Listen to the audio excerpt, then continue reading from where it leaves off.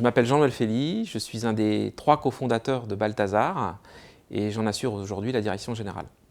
Donc Balthazar, c'est un cabinet de conseil en management qui a été créé il y a 10 ans. Aujourd'hui, on est une quarantaine de collaborateurs en croissance depuis les origines. Donc le fondement en fait, de Balthazar a été créé par 3 anciens consultants de Bossard Consultants. C'est une dimension importante puisque chez Bossard Consultants, on avait une manière particulière d'appréhender la transformation, l'organisation, la stratégie. Une des phrases qui était écrite dans le bureau de mon ancien patron quand je suis arrivé, quand j'étais jeune consultant, c'était « Mieux vaut privilégier le dynamisme des hommes que la beauté des organigrammes ».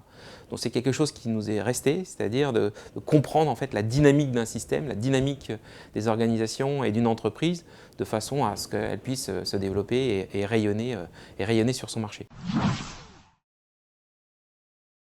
Chez Balthazar, on a une conviction très forte. L'entreprise est un système vivant, l'entreprise est une personne. Et une personne n'est jamais aussi rayonnante et elle excelle dans le monde que quand elle est centrée sur ce qu'elle est, sur ce qui fait sa singularité, sur ce que nous on appelle son modèle de succès. Et donc c'est là-dessus qu'on va travailler au départ, on va toujours s'intéresser à ça, hein, aux invariants, à ce qu'on pourrait appeler la culture, l'ADN de l'entreprise, et pour ça on a un certain nombre de méthodologies et d'outils. Et ça va nous permettre d'intervenir dans 4 champs d'intervention en fait. Le premier, en fait, c'est de travailler avec des équipes dirigeantes sur des éléments stratégiques. Typiquement, voilà, je veux mettre en place une nouvelle stratégie. Comment je transforme cette stratégie en une vision mobilisante qui va permettre de créer les conditions d'engagement de l'ensemble de mon corps social. Donc, c'est reconnecter la stratégie à la culture d'entreprise, à ce qui fait son modèle de succès, à ses invariants. Un deuxième champ, toujours aussi auprès des équipes dirigeantes, ça va être plutôt au niveau de la gouvernance. Comment mon équipe de direction arrive à mieux fonctionner, à fluidifier les processus de décision, à accélérer les processus de décision. Un troisième champ, ça va être le développement des compétences managériales, mais pas seulement. Développement aussi des bons comportements, des comportements de service, des comportements clients. Donc on va s'adresser aussi bien à la ligne managériale qu'aux collaborateurs dans l'interface avec le marché ou dans leur mode de fonctionnement entre eux. Et enfin, il y a un quatrième champ, c'est le champ des projets. C'est accompagner, aider nos clients à sécuriser la réussite de leurs projets. Comment je fais en sorte d'améliorer le taux de réussite de mes projets en créant les conditions à nouveau d'engagement des collaborateurs. Alors nos clients sont essentiellement des très grandes entreprises ou de très grandes organisations qui en fait vivent tous des périodes ou des phases de transformation, de mutation ou de développement ou de fusion, enfin voilà, qui sont dans un mouvement. Et plus particulièrement aussi les entreprises de services. Entreprises de services parce qu'en fait, où l'humain est important, où l'engagement des hommes et des femmes de l'entreprise est un facteur clé de performance. Et c'est plus vrai évidemment dans le monde des services que dans un monde industriel, quoique. Voilà. Et ce que partage en fait l'ensemble de nos clients, c'est qu'ils ont la conviction qu'ils ont dans leur entreprise une singularité, des invariants, des fondamentaux qui font leur force et sur lesquels on peut capitaliser et qui sont une source incroyable de progrès, de développement, d'excellence en fait, et qui vont leur permettre de durer longtemps et de créer de la valeur durablement. C'est d'ailleurs sûrement une des raisons qui explique qu'on travaille beaucoup avec beaucoup d'entreprises de family business, aussi de mutuelles ou de coopératives, où ce sens du temps et de la création de valeur à long terme et de la pérennité, il est essentiel. Une particularité de notre équipe, c'est qu'on a une équipe multidisciplinaire en fait, parce que compte tenu du fait qu'on aborde les questions par un prisme très centré sur les sciences humaines et les neurosciences, on a besoin en fait d'avoir au sein de nos équipes des gens de compétences différentes, issus d'origines différentes. Donc on a des anciens consultants en stratégie, des consultants en organisation, des coachs, des formateurs, et y compris des créatifs qui sont issus d'agences de com. Donc c'est avec l'ensemble de cette équipe qu'on arrive à bâtir des dispositifs qui permettent d'adresser les différentes problématiques auxquelles on est confronté.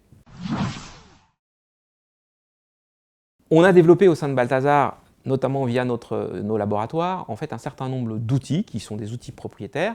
L'un d'entre eux s'appelle en fait les Mnemos. En fait, les Mnemos, c'est une bibliothèque en fait, de bonnes pratiques et de bons comportements qui fonctionne sur un principe analogique. Les Mnemos sont tous organisés de la même manière. Si vous voyez cet exemple-là, c'est une image, un titre.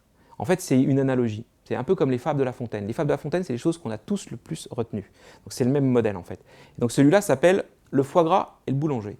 Et donc derrière ce foie gras et le boulanger, il y a une petite histoire. Je Je vous raconte la petite histoire et je vous donne la morale ensuite. La petite histoire, c'est quoi? C'est ce soir, vous avez à dîner des amis à qui vous voulez faire vraiment plaisir. Ils vous ont reçu récemment et vous voulez mettre les petits plats dans les grands.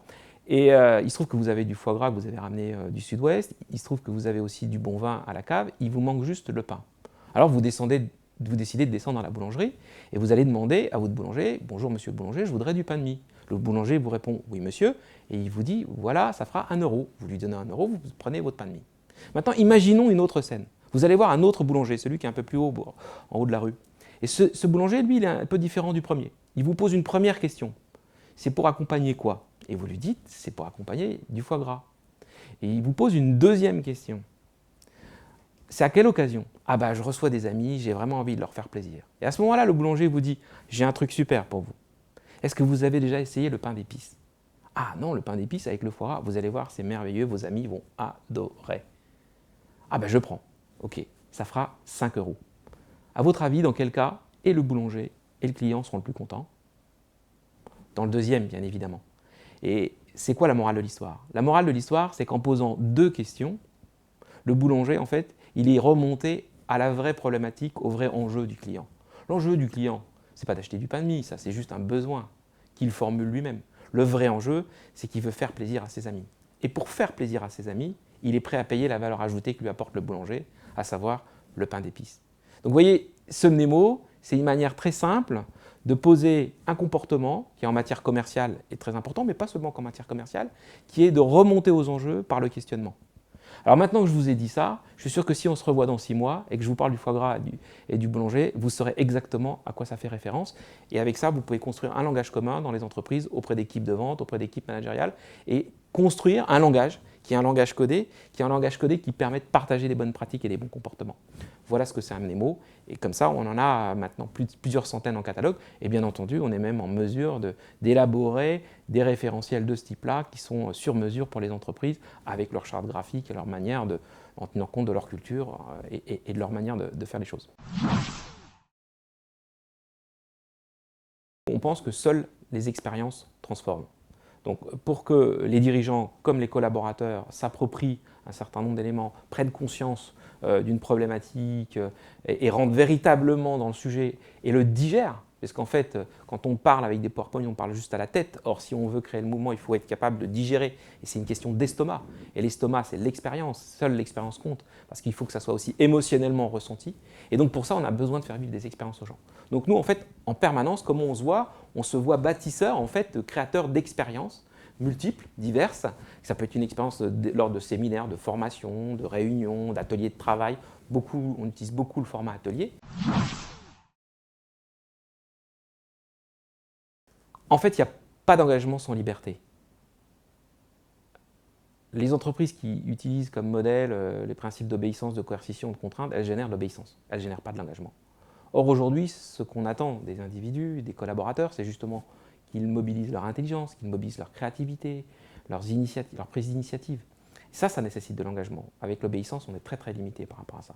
Donc nous, les entreprises avec lesquelles on a envie de travailler, les entreprises si elles veulent travailler avec nous, c'est les entreprises qui croient fondamentalement que c'est justement en laissant des espaces de liberté, en laissant des marges de manœuvre aux collaborateurs, qu'on va pouvoir aller chercher l'engagement. Parce que l'engagement, fondamentalement, c'est un don. C'est un don que fait la personne.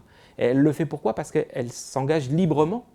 Hein. Elle adhère librement à une vision, à un projet d'entreprise. C'est parce qu'elle y adhère qu'elle est prête à donner beaucoup et à donner beaucoup plus que simplement son temps de travail. En fait, notre rôle, ça va être d'aider les entreprises à identifier à travers ses fondamentaux, ses invariants, ce qui fait sa singularité. Et on va faire ce premier travail, et après ce travail, il va y avoir la mise en place d'un dispositif d'appropriation à l'ensemble des collaborateurs. Quand je dis à l'ensemble, c'est 100% des collaborateurs, pour que ces collaborateurs s'approprient ça, et que ça crée les conditions d'un engagement des collaborateurs au niveau du projet de l'entreprise. C'est pour ça que quand on intervient, on va jusqu'à toucher tous les collaborateurs, et c'est pour ça qu'on va utiliser des leviers tels que la formation, des leviers tels que les séminaires, des leviers tels que les temps forts, et mobiliser la communication interne. Bref, tous les leviers à notre disposition pour créer ces dispositifs à travers des ateliers, à travers toute une série de choses qui va faire en sorte qu'on va aller créer les conditions d'un engagement de l'ensemble du corps social de l'entreprise, et ainsi, in fine, réconcilier le corps social avec l'institution, c'est-à-dire recréer un lien fort entre les individus personnes physiques d'un côté et l'individu personne morale qui est l'entreprise.